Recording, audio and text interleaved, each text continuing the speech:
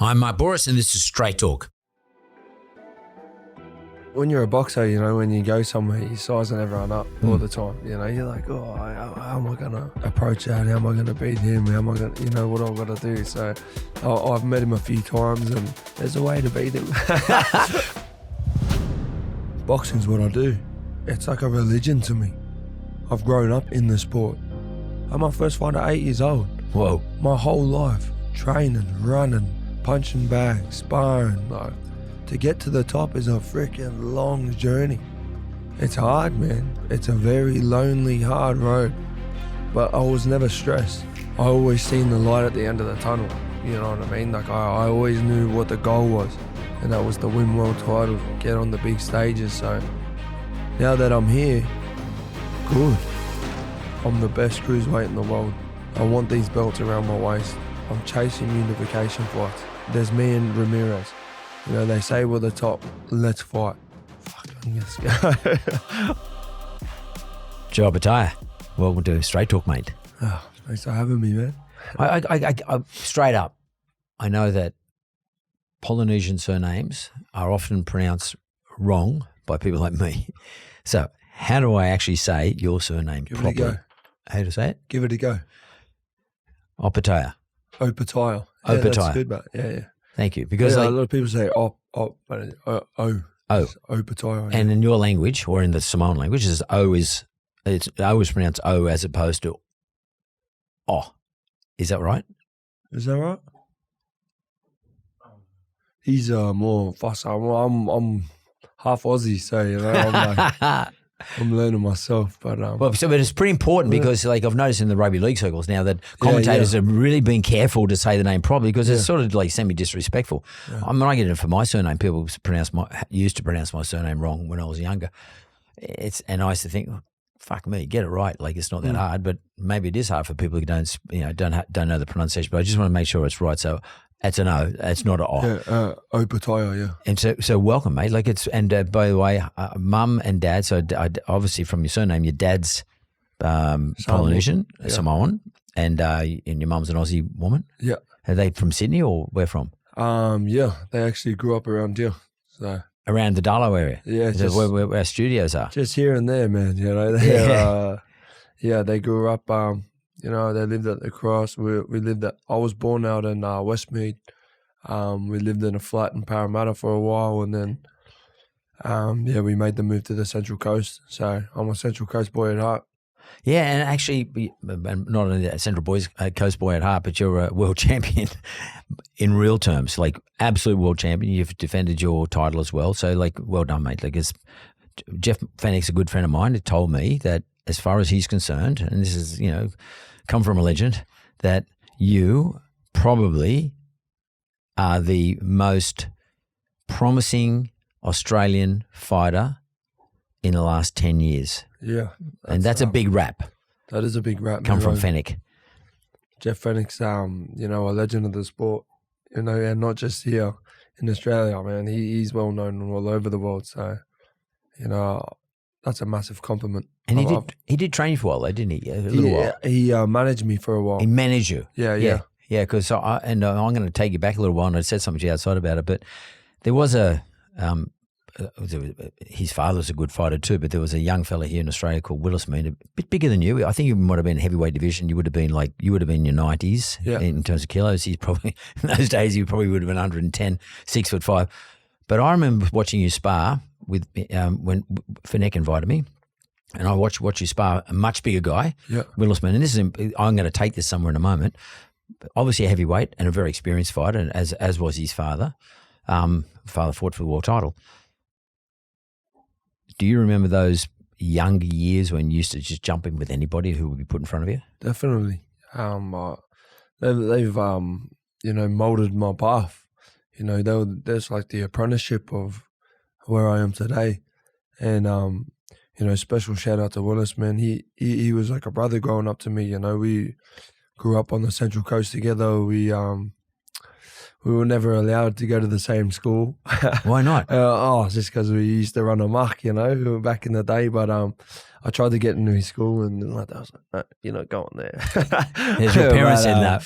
Yeah, so But yeah, man, we spent plenty of time together, man. We done thousands of rounds together, hundreds. So we grew up moving around together. We grew up, developing at one stage. He's always been a tall dude. He was a bit skinnier, but man, he really sort of shot off, and man, he's a big boy. He was like 6'5" or something like that. But for someone like you, you're 6'2" or something like that. You're not small, by the way, but you're a proper cruiserweight. I don't know what you normally walk around at, but you can obviously get down a cruiser. Willis is someone like him, heavyweight. Does that sort of prepare you for perhaps fighting heavyweights in the future?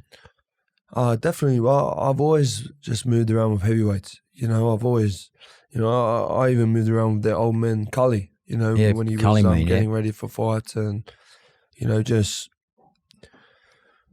my old man was old school. He would dead set chuck me in with whoever, and that's the way he was sort of taught to fight and taught to train, was just, he told me stories about his old man. It didn't matter what weight they were. Everyone was just sparring everyone, and, you just got to learn to adapt to those styles. I feel like it sort of gives you more ammunition for when you do need that sort of stuff. Because stepping up a division, not many Australians have done that. I mean, Fennec did it. He went up 3 divisions, but when he got a 4th division in the end, which is the Zuma Nelson fight, which they awarded him post the fight, like 20 years later, 30 years later, whatever it is. But not many Australians have done it. Are they ambitions of fighters? I had Dricus du Plessis in here last week, who's the UFC middleweight champion. He's talking about going up a division too, a dream, going up a division. It's sort of proving yourself. Is that something that boxers do as well? Definitely. Well, once I've completed, everything I've needed to do in the cruiserweight division, I feel like that is the next step, going up to heavyweight. And I do lose weight to go down a cruiser, so I feel like I can make both weights comfortably. You got to change a few things in your training, but man, it's something I'm looking forward to. So what do you walk around at? What do you walk around at, Joe? Probably walk around about 98, 99 kilos, like comfortably, but I can drop the weight easy, like I don't struggle too bad. I don't, I used to be bad back in the day when I was a lot more unprofessional, and, you wouldn't eat for 2 days trying to sweat it out, sitting in saunas. It used to be painful, but now it's good. I eat the day before weighing, and, we're very professional now. So if I could just, because the audience probably doesn't quite understand this, but so just tell us what cruiserweight weighing weight is. So cruiserweight weight is 90.7 kilos. So just under 91 pounds. Yeah, just under 91 kilos. So you walk around at 98, 99. You've got to drop 8 kilos. You say you can do that quite comfortably. When you look at someone like Usyk, who's the current heavyweight champion, you're now occupying his previous division, the cruiserweight champion division. You look at someone like him. I don't think he'd be much bigger than you. No, he's not too much bigger. I reckon he's maybe an inch, half an inch. Yeah. When you're a boxer, when you go somewhere, you're sizing everyone up all the time. All the time. You're like, how am I gonna, approach that? How am I gonna beat him? How am I gonna, what I've got to do? So I've met him a few times, and I've stood next to him. So there's a way to beat him. That's very interesting. As a fighter, you are actually sizing them up. I mean, not in an aggressive way, but you're thinking if I have to jump in with this bloke, I'm sort of just getting his shape. I'm understanding. Sure. I'm sort of profiling him, sort of thing with your brain. You're profiling the guy. Yeah. Do you feel confident about it? And you obviously watch his fights. That's different. That's a style. You watch his style, but just in terms of his physicality, when you meet him, you think to yourself, I reckon, like, I don't feel overpowered. I feel like, I might be a chance here. Definitely. I feel like everyone's beatable. You know what I mean? And I feel like, you train right, you prepare properly, and, I just feel like everyone's beatable, man. Yeah, that's a pretty positive mindset. I mean, how do you grow a positive mindset? Because you're a pretty you're a pretty shy guy. Like, you're not one of those cocky guys who's out there carrying on. You're not a Conor McGregor style person in terms of, like up front.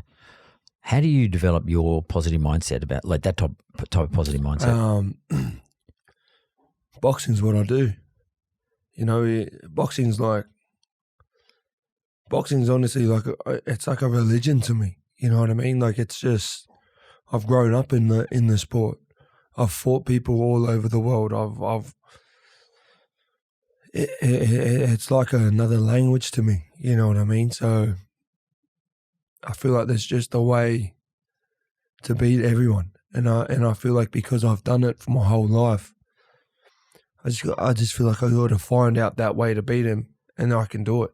You know what I mean? I got to sort of execute what's right and wrong, minimal mistakes, and then I personally feel like I can just beat everyone if I fight smart. But if you don't fight smart and you make one mistake, you're gone. Because it only takes one punch. One punch, yeah. And it could be just a bit of a careless error. You've got to be on. Who else is left in your division now that you would like to aim up against?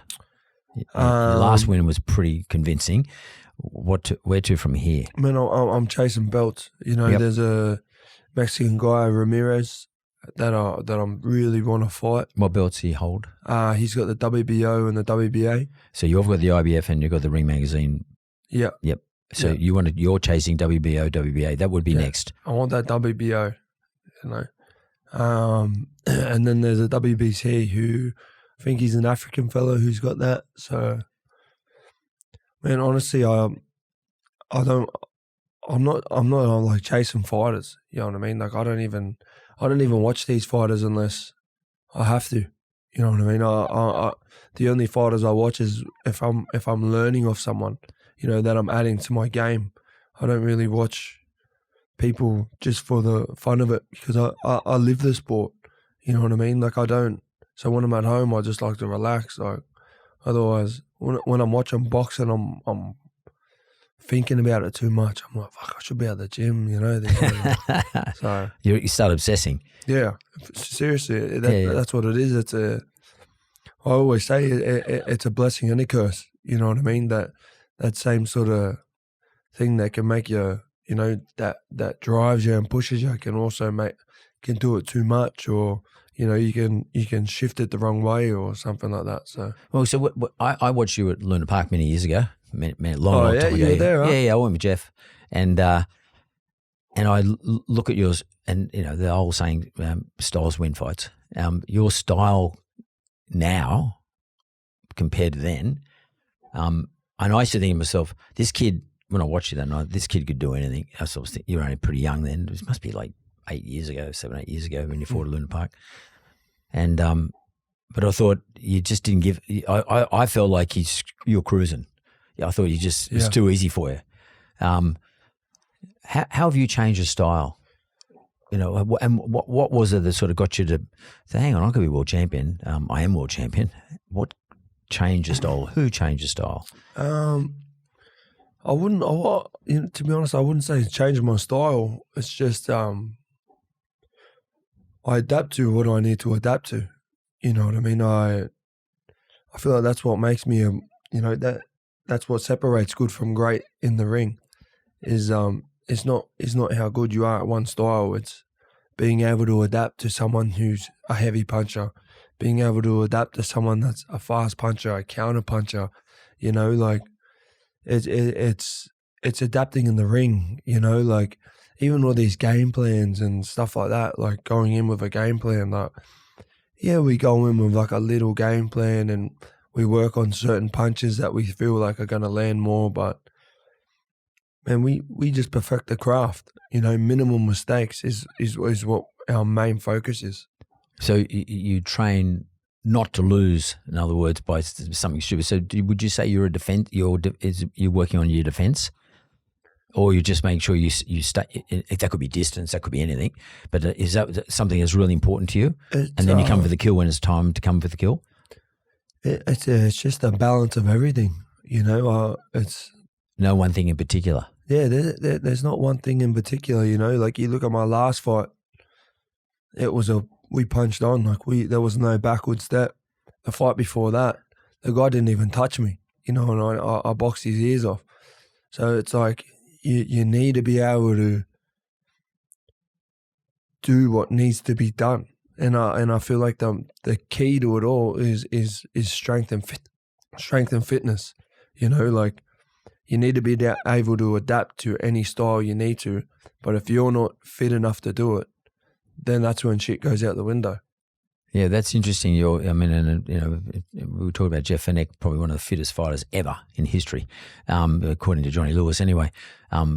Fitness is a big deal. Can you give us a sense of when you are in your training, when you're in camp, for example, what can be a 12-week period?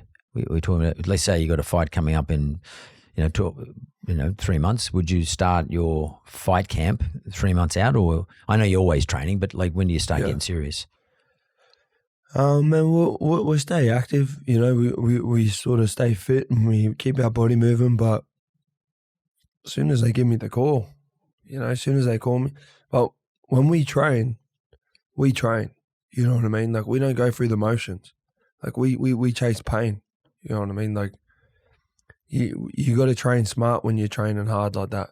Otherwise, your body, you know what I mean? You need to be on top of your recovery. I'm lucky I got good people around me, like I got a great performance coach, Mark Matthew. I got my boxing coach, Taps. I got my assistant coach, Carey. And as a team, they, if it's too early and they see me going too hard, they give me a week, go fishing for a week or something, go, because otherwise it just drives. And you know what I mean? They try not to burn me out, but man, honestly, man, I don't have the special recipe for you. You know what I mean? We just show up every day and we try our best. But maybe that is a special recipe. Just turn up every day and do your best. Just get there. Just be there. And then rock up's the first one. And Joe, is it hard in Australia to find spar partners, and do you have to bring people in from overseas, or how does that work? Yes and no. You know what I mean? It's like who you're fighting, what styles you need. You know what I mean? We're a bit limited in there's a big jump from world class, and then there's going lower from that. But there's a big difference between a good pro and a world class spar partner. You know what I mean? But there's boys out there. The Australian boxing's getting huge, and it's in a good spot at the moment. So it's progress. There's a few out there, man. So I guess Rob Whittaker's not going to jump in anymore with us. You're good mates with Rob. Yeah, well, he's a completely different style. You know what I mean? And he's a good dude. He's a crafty little fighter. Is he? He's tricky. He's awkward, and those awkward shots is when you get hit. So you got to be switched on when you fight him. Yeah. So if I just go, you just mentioned fishing. I mean, you've said it a couple of times. So obviously, fishing is something that you love doing.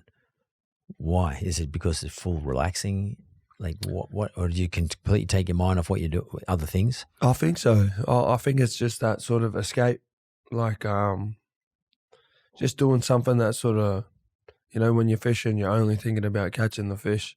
You know what I mean? So I think that's why I like that sort of just escaping, being outside as well, the nature, sun. I love it, being on the water. It's amazing you're a world champion and you're on the world stage, and boxing is still extraordinarily popular, and more eyes watch boxing than UFC still. You get to mix it up with the Saudis, you go to those sorts of environments, where like everybody's full of praise for you, yet your humility and humbleness is still there. Like just want to go fishing. You want to go to fishing at Yambra down from the Gold Coast, where you live these days. How do you keep humble and keep your humility? Where does that come from? Man, honestly, bro, it's a weird balance. You know what I mean? Sometimes I am on the big stage now. Like I am rubbing shoulders with greatness. You know what I mean? Like where I am and the award nights I go to and the events I'm at, and it's starting to spin me out, because I used to look at them and be like, oh, there's thing. But these greats are doing that to me now. You know what I mean? Exactly. They're coming out of their way to talk to me. So it blows my mind. And then, you know, I'm grateful for it all, you know what I mean? But sometimes you do lose track, you know, like sometimes I come home and my normal conversations with my, you know, my normal people are, you know what I mean? I'm talking like this, but, you know, really, whoa, you know, relax. So I feel like it's a balance you got to try and find. And, you know, like I said before, I haven't got the recipe. Like I'm not sure. You're learning as you go. I'm trying my best every day, and I feel like that's all we got to do. Yeah, you're just had a baby. Your partner's just had a baby. Yeah. What'd you have? I just had a girl, Lila. Yeah. Awesome. How old is she? 7 months. That brings you back down. Yeah, definitely, man. Especially when you got to change a nappy, or they're screaming because they got sore tummy, or just woke up in the middle of the night. How have you been dealing with that? Oh, it's been good. You know, I've got a really great partner, you know, who's been with me for a long time, you know, so it makes life a lot easier when you got someone that's got your back, and, you know, we're both in this together, you know what I mean? We've both been in this journey for a long time together. So she's been with you for a long time? For a long time, since we were young, so. Before Jai was the world champion? Exactly, man. That's important. When Jai was a little shit, you know what I mean? She'd been there. She believed in the dream. You know, I had nothing. You know, she really supported us and you know, took care of us and made us, you know, supported the household. Was the breadwinner for a long time. I was going off sparring, training, camps.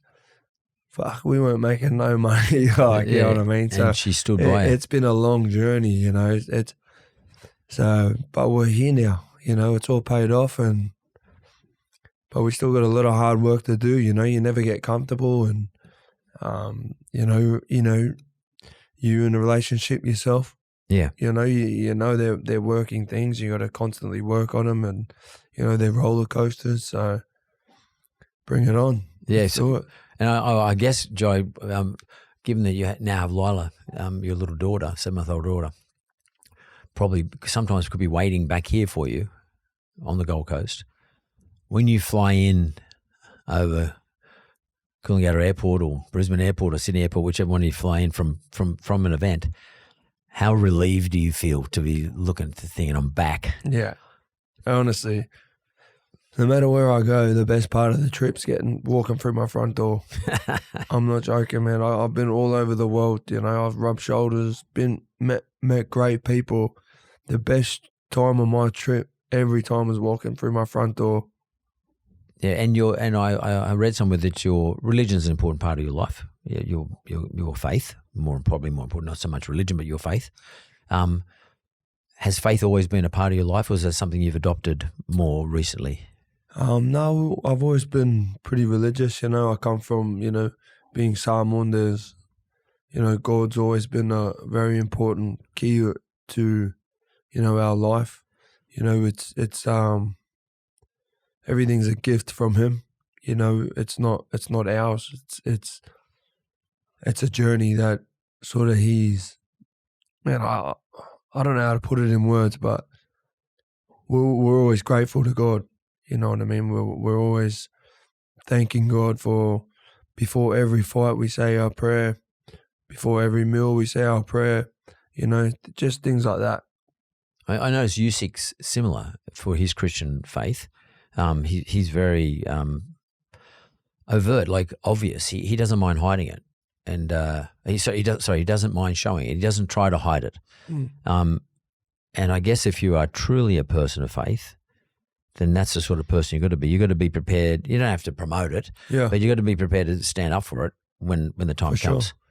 Have you noticed that about Usyk too? Because I see he wears the crucifix on his chest and he kisses before he goes into the fight. Yeah, it's good to see young men, because, you know, relatively speaking, you're both young men, prepared to stand up for what they believe in. Similar to other faiths too, not just Christianity. I mean, we see that with Sonny Bill Williams with his Muslim faith, etc. Being proud of their faith, that's an important factor in people's success today. Yeah. Do you find having that faith is part of your success? Yeah, definitely. I feel like God's a massive part of my success. But it's a working relationship as well. I'm trying to be better and be a better, just better every day at everything. Better son, better brother, better partner to my fiance. Better religious person. Like my religious journey's, it's weird, but it's mine. So, you know what I mean? It's not that I try and hide it, but at the same day, it's no one's business. You know what I mean? So we're just trying to figure it out and be better. Do you think, Joe, it's funny because when you get to your level in the world, on the world stage, on the world boxing stage especially, or as a world sporting stage, because it covers a lot of sporting varieties of sports.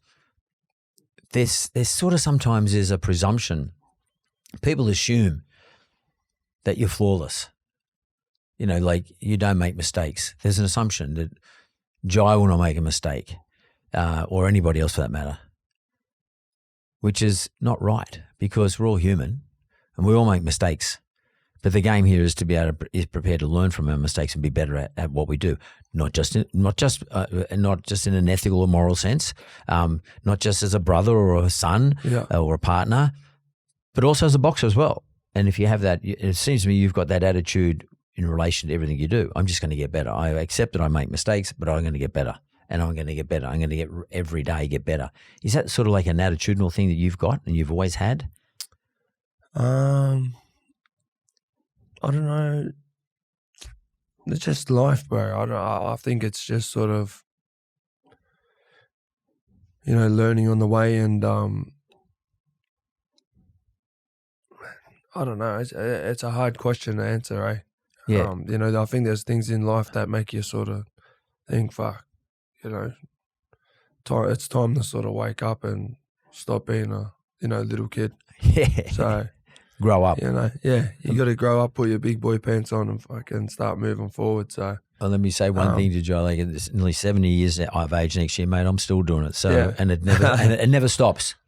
My man died at 90. Like, he told me the same thing. You're always pulling yourself up, give yourself an uppercut, get on with it, be better, try and improve. And I think you're doing. I actually think.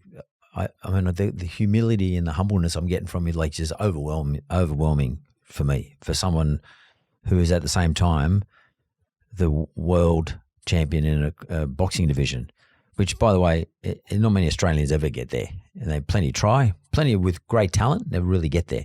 And you've also defended you defended that position, and now you're talking about going on and getting the WBC and WBA, WBO. So you also got a whole lot of ambitions ahead of you. That is sort of nearly the opposite type of personality I'm feeling they're coming from you, and it's just great to see someone like that. When you see, Tyson Fury, who has a totally different sort of personality to you, or Conor McGregor in the UFC, totally different personality to you, and it just goes to show anyone Australian who's an aspiring person, you don't have to be a certain personality to be the best in the world, and that's a big exposure to Australians. Do you feel any pressure at any stage as Jai Opetaia to continue on as that aspirational person, aspiring other young Australians, not just in boxing, in sport generally, anything for that matter? Do you feel any pressure? There's always pressure, There's always pressure to do better, pressure to fucking, win fights, become a better person. I don't know, man. I'm honestly just focused on myself. You know what I mean? And I feel like that's why I get to just do it the way I can do it. You know what I mean? I'm just trying to. I've always said I don't want to be the most famous fighter. You know what I mean? I don't want to walk past someone and go, oh, he's a superstar. I want to walk past people and they go, he's the best fighter I've seen.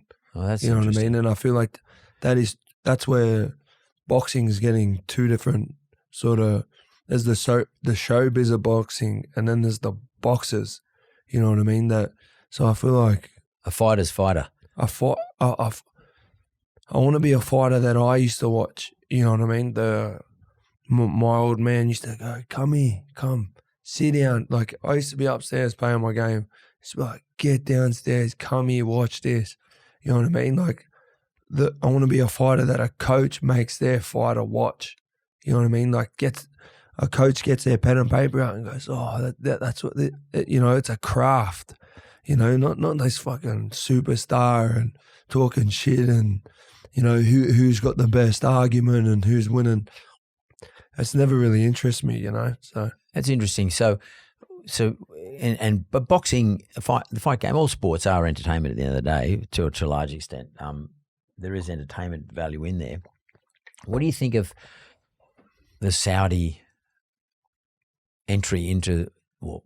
serious entry into the boxing scene now, promoting fights? I mean, because it is showbiz, a little bit of showbiz. It's obviously pay-per-view and all that sort of stuff. You've got to make money out of the thing. They've got to make money out of it to promote it. What do you think about that, or do you rather just see, back in the old US style system, everything's controlled by one person or two or three people? No, I think this Riyadh season stuff's the best. Yeah? Honestly, and being a part of it. Like, I feel like the thing that gets away of the best fighting the best is actually not the fighters, it's the promoters. You know what I mean? A lot of promoters that don't see eye to eye and, who's going to get the bigger card or who wants their organisation to be more involved on the fight night. But when it comes to Riyadh season, it is Riyadh season and then everyone's a part of that. You know what I mean? And that's what they really needed. The sport needed that. Putting promoters in the same room that have never even spoke to each other. You know what I mean? But money talks, and now we're seeing some of the best fight nights in the world. So I feel like this Riyadh season's the best thing that's happened to boxing for a long time. And do you think that it's, at the very top level, traditionally they get a lot of dough. They get paid a lot of money per fight. But then if you sort of drop down into different other levels, boxers don't, relative to what they've got to put themselves through, they don't earn enough money. Do you think the entry of Saudi Arabia, or Riyadh, which is the capital there, do you think that has actually sort of made it a bit more fair? Everybody's getting paid more money, sort of thing, and you're getting paid for what you do properly, as opposed to sort of not being totally recognised in a financial sense the way you should be in the old system, because they're putting money into it. Yeah, and you're going to get paid well. And that's important. Yeah, man. I feel like we're getting paid what we deserve. Finally, you know what I mean. It's been a long journey, man. Yeah. Like, what was I? I was 20. I think I was like 20, maybe even 20 and 0.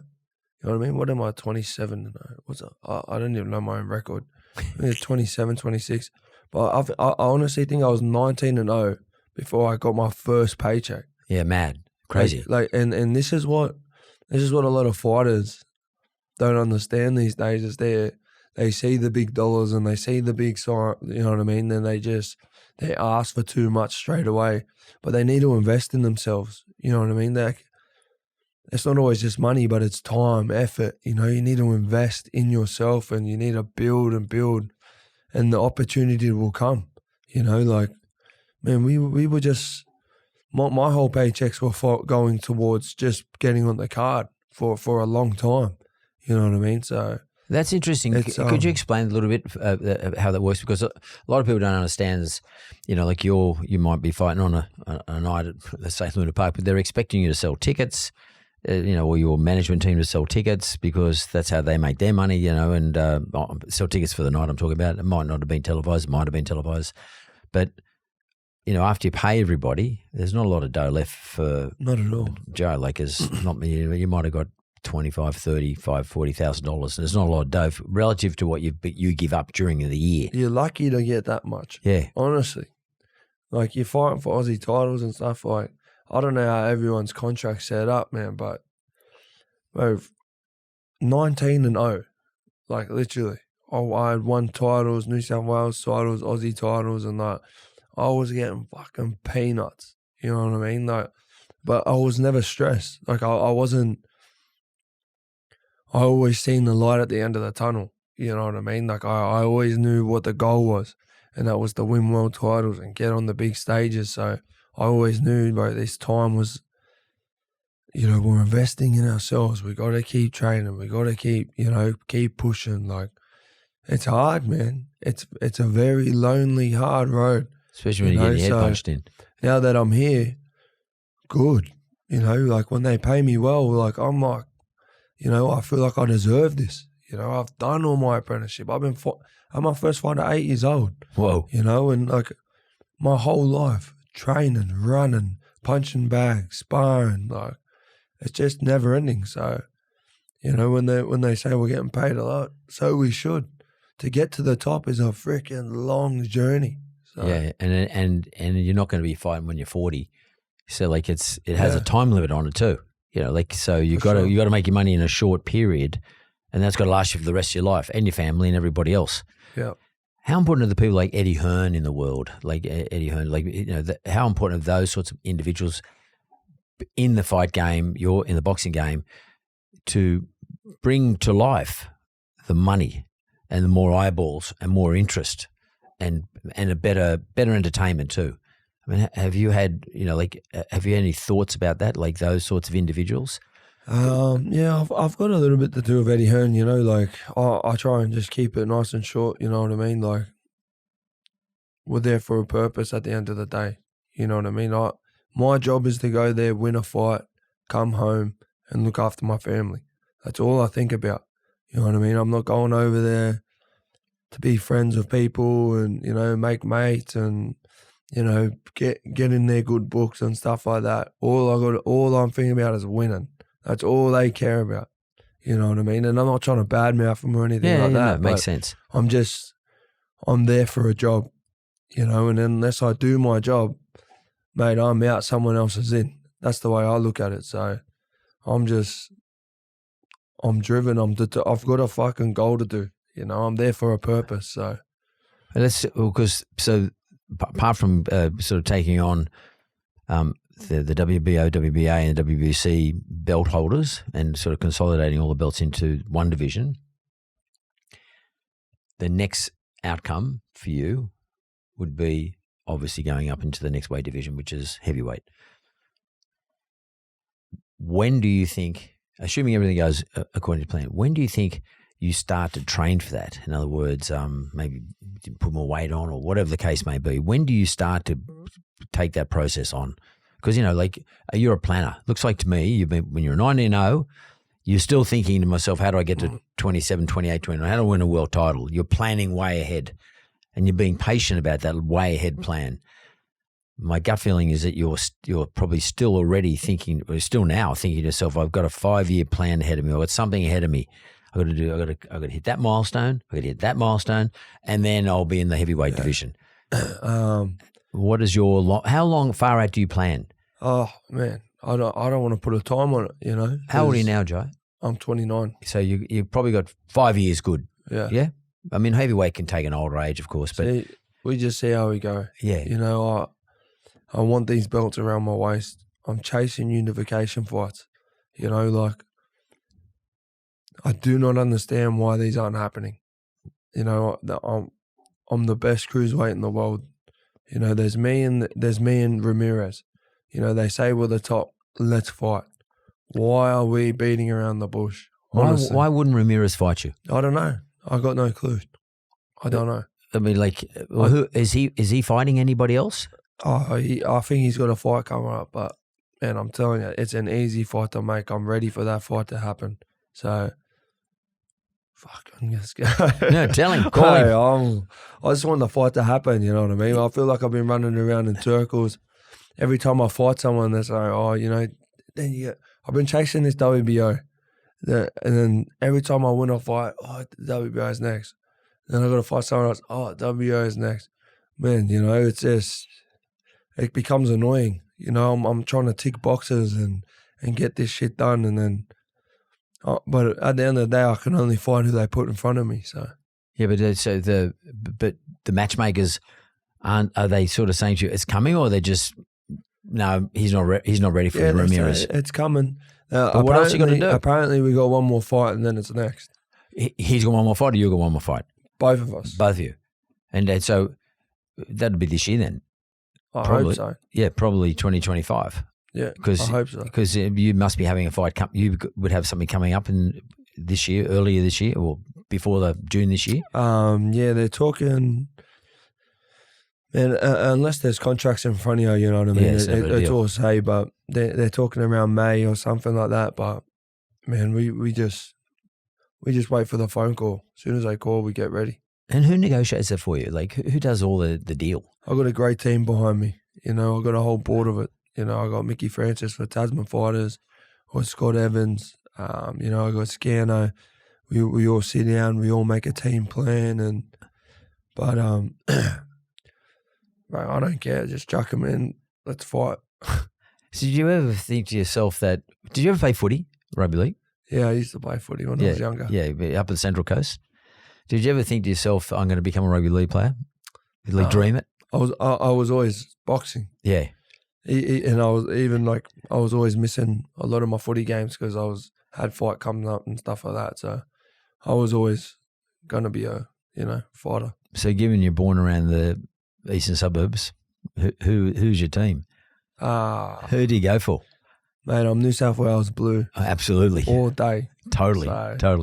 Yeah, well, I know you live in Queensland now, but you're never going to be a Queenslander. I'm waiting for North Sydney Bears to come back. So North Sydney Bears coming back, mate. I'll tell you what, I'd be wearing a jersey now. Yeah, that's home. You know, I want to be connected to it. So. And who's your favourite footy player? Rugby league player? Like someone you from the past, say when you were a kid. Well, one of my favourite footy players that the big pommy dude that fucking took that hit up and he broke his cheek. Sam Burgess. Sam Burgess from South. I think he's an animal. The way he used to play, no fear, the way he take those hit ups, he's just in it for the boys. Like he just loves it straight off the back fence. That's what it's about, mate. Hey, running that hard. I remember, it's funny that night I went to watch you at Luna Park because his brother Luke fought on that night. Yeah. And I saw Luke, and Luke's he never had a fight before. And I remember him gassed after the first. The other guy did too. They both gassed after the first round. I think someone got injured and the fight got called off. But Sam, he is an animal. Like he was fantastic. Yeah. He's a leader. Yeah, he's totally a leader. Yeah, totally. The way he runs that ball is how you should run a ball every time. And what about State of Origin? Who's your, one of the legends that you love watching in New South Wales? Oh, man. Honestly, I got so much love and respect for Gowie. Yeah, Paul Gallen. Yeah, Paul Gallen. Just his work ethic. He's just an animal, bro. That mindset, he's for the team. That when he wears the jersey, it means something. And a great engine too. Good engine. He's even in the boxing gym. You know what I mean? He's got a good engine. He's always trained hard. He still does. Still does some big sessions. Yeah, I follow him on Instagram, and he's doing some mad stuff. It's funny, Jock announced today bare knuckle fighting. He's going to deal with Conor McGregor to own the bare knuckle. He's going to own it. I thought he was in Australia. In Australia, no, he's not going to fight it. Yeah. In Australia, and it's been approved in Queensland and Victoria, but the Combat Commission hasn't approved it here in New South Wales at this stage. That bare knuckle process is pretty scary stuff. What do you think about the bare knuckle fighters? And by the way, allegedly, Tyson Fury's father was a king of that. Literally, they called him a king of bare knuckle fighting in Ireland. It is what it is, man. People need to get paid. Yeah, people. That's interesting. They do because they got nothing else to do. They got no other way of making a quid. It's their way of fighting. It's pretty barbaric. But it's easy to sit here and judge them when we're sitting in these nice chairs, totally fancy microphones in front of us. These guys are bare knuckle fighters, so they love it. They're not there because they're there because they want to be there. They choose to be there. So who are we to take that away from them? Totally. Well, and I'll probably get in trouble for saying it, but I actually like it. I like watching it. They do put wraps on, but it's not quite bare knuckle, but they got wraps on. But still, I like watching it. I mean, it is barbaric, but in a story, it's the best man wins. You don't have to be there. No one's forcing you. For sure. If you want to do it, you want to do it. Joe, I want to say to you, what I want to say to you is that please feel that Australians are very much behind what you're doing. like we love Australian. I mean, I'm a fight fan, but Australians love what you are doing on the world stage for us and for boxing in Australia. We have a great boxing scene here, but you're by far the leader in Australia right now. Thank you. And I think that what I would like to say to you as a much older person is to say that it's really refreshing to talk to someone with such humility and humbleness, but at the same time, very self-assured, knows exactly what his deal is and what he's got to do, what his job is. So, Jai Opetaia, thank you very much for coming in. And Thank you mate, for having me. I wish you all the very best, and I can't wait to see you up there against Usyk. Thank you. Good on you, mate. Thanks, mate.